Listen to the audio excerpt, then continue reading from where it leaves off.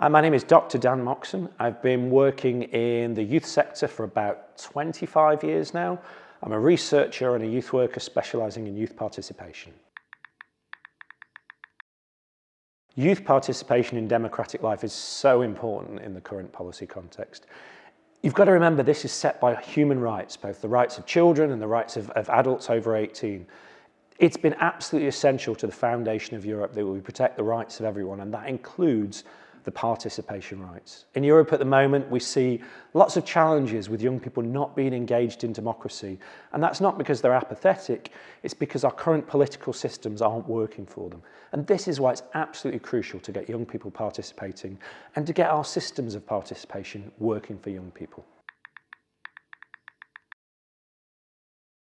So I've been working on a concept paper for the new Power and Youth Forum, and what it's looking at is what's the difference between citizenship education and youth participation projects, and how do both of those things contribute to young people's participation in democratic life. The main findings of the paper is you have to understand these two terms first, that the formal education sector likes to talk about citizenship education and the youth sector likes to talk about youth participation projects. But those two things aren't always exactly the same. There's a lot of overlap.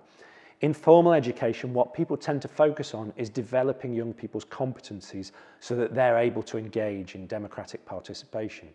In the youth sector, what we like to focus on is enabling young people to have an actual influence on developing policies, on political change, on social change. Both of those things fit very well together, but they're not always complementary, and it's important when people are collaborating that they know what the aims and the goals of their project and their collaboration is. Youth work can really evolve in a lot of ways to support youth participation more effectively. For a long time, we've been really good at doing group work with young people that gets them mobilised, that gets them active. But I see some really interesting other opportunities we could do, particularly with things like digital participation and the work that happens in the youth information sector. I'm really interested in how we can work with not just hundreds of young people at once, but thousands of young people at once, using online tools and methods. That's what we need to really address the scale of the democratic challenge we're facing.